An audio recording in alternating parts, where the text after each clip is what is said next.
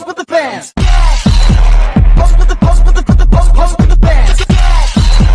Pose with the pose with the pose with the bands. Bands.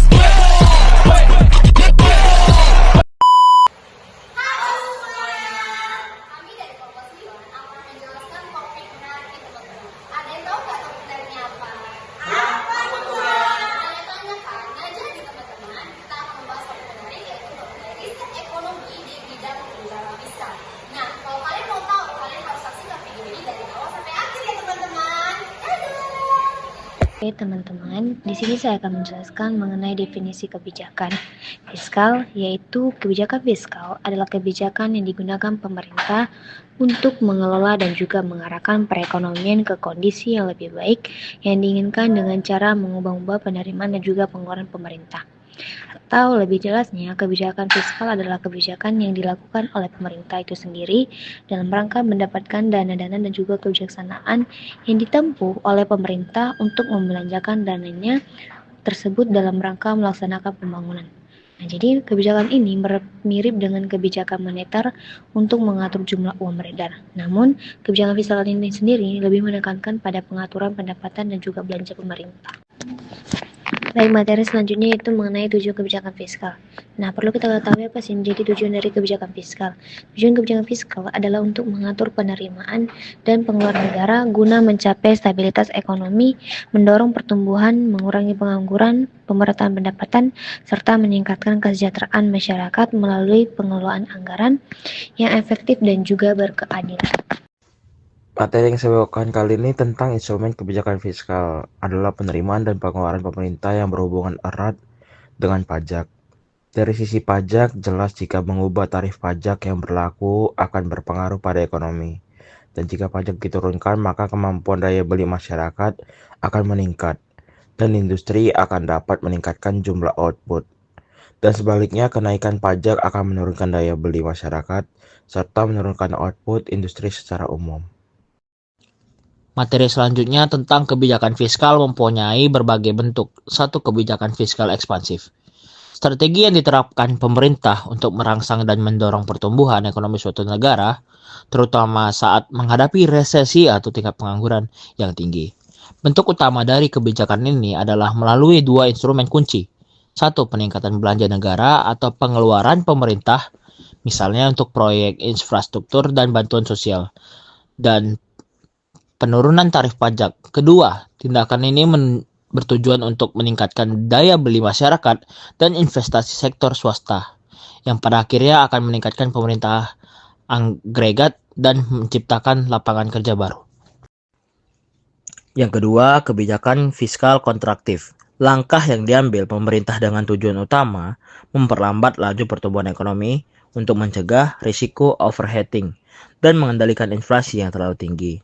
Implementasi kebijakan ini dilakukan dengan cara berlawanan dengan ekspansif, yaitu dengan mengurangi belanja negara atau memotong atau menunda pengeluaran dan menaikkan tarif pajak.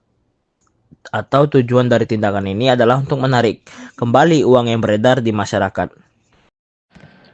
Baiklah, di sini saya akan membaca materi selanjutnya, yaitu konsumisasi data anggaran pendapatan dan belanja negara (APBN) merupakan langkah metodologis krusial dalam riset kebijakan fiskal, di mana peneliti tidak hanya menggunakan angka-angka mentah yang dipublikasikan, tetapi juga mengelola dan menyusun ulang data tersebut agar relevan dengan pernyataan peneliti. Proses ini esensial karena format APBN resmi berdasarkan organisasi atau jenis belanja, seringkali tidak langsung mencerminkan fungsi atau intensi kebijakan ekonomi yang ingin dianalisis. Bentuk konsumisasi yang umum dilakukan meliputi verifikasi belanja, misalnya memisahkan secara eksplisit antar belanja produktif atau modal dan belanja konsumsi atau rutin untuk mengukur dampak fiskal multiplier.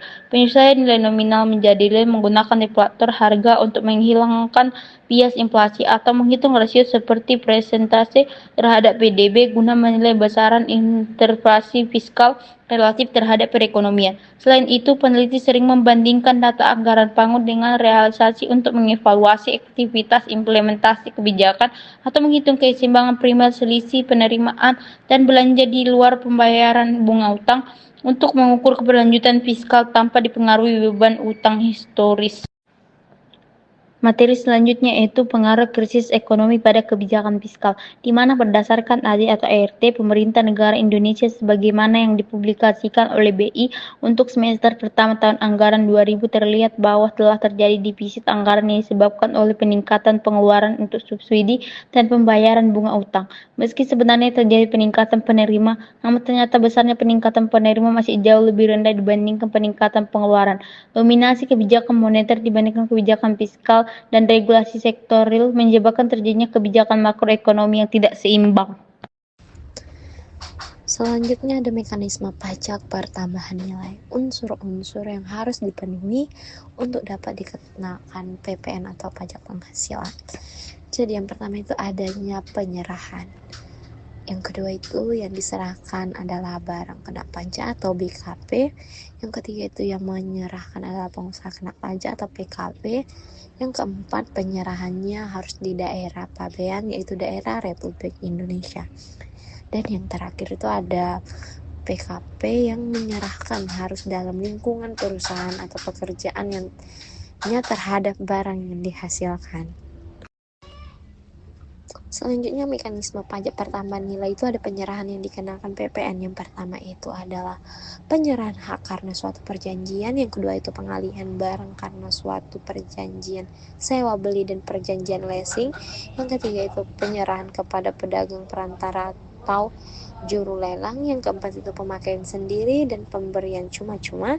Yang kelima itu penyerahan likuiditas atas aktiva yang bertujuan semula tidak untuk diperjualbelikan yang masih tersisa pada saat pembubaran sepanjang PPN sewaktu memperoleh aktiva dapat dikreditkan menurut perundang-undangan perpajakan yang bersangkutan. Yang keenam itu penyerahan dari cabang ke cabang lain atau dari pusat ke cabang atau sebaliknya. Dan yang terakhir itu ada penyerahan secara konsinyasi. Selanjutnya ada mengkreditkan pajak masukan. Pengkreditan pajak masukan oleh PKP atau penyerahan sebagai BKP dan PKP. Norma perhitungan tidak setiap pajak masukan dapat dikreditkan dari pembelian BKP atau JKP. Sedangkan pajak masukan tertuang dalam satu faktur pajak masukan baik atas pembelian BKP atau bukan BKP.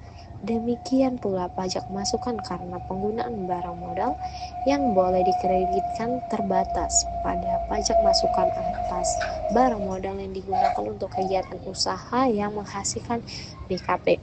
Oleh karena itu, setiap pengkreditan pajak masukan terselip pajak masukan yang tidak dapat dikreditkan. Untuk itu, disusun dan ditetapkan rumus dalam menghitung pajak masukan yang harus dibayar kembali. Rumus menghitung pajak masukan yang harus dikembalikan dibedakan antara rumus untuk barang modal dan juga bukan barang modal. Di samping rumus menghitung pajak masukan yang harus dikembalikan berkenaan penggunaan barang modal bukan untuk menghasilkan BKP. Kesimpulannya, kebijakan fiskal adalah kebijakan pemerintah untuk mengelola dan mengarahkan perekonomian ke kondisi yang lebih baik dengan cara mengubah-ubah penerimaan dan pengeluaran pemerintah. Bertujuan utama untuk mencapai stabilitas ekonomi, mendorong pertumbuhan dan meningkatkan kesejahteraan masyarakat. Instrumen kuncinya adalah penerimaan dan pengeluaran yang berhubungan dengan pajak, di mana perubahan tarif pajak dapat mempengaruhi daya beli masyarakat dan output industri. Oke guys, kita telah tiba di akhir video. Semoga apa yang telah disampaikan dapat berguna dan juga bermanfaat. Jangan lupa like, comment, share, dan subscribe.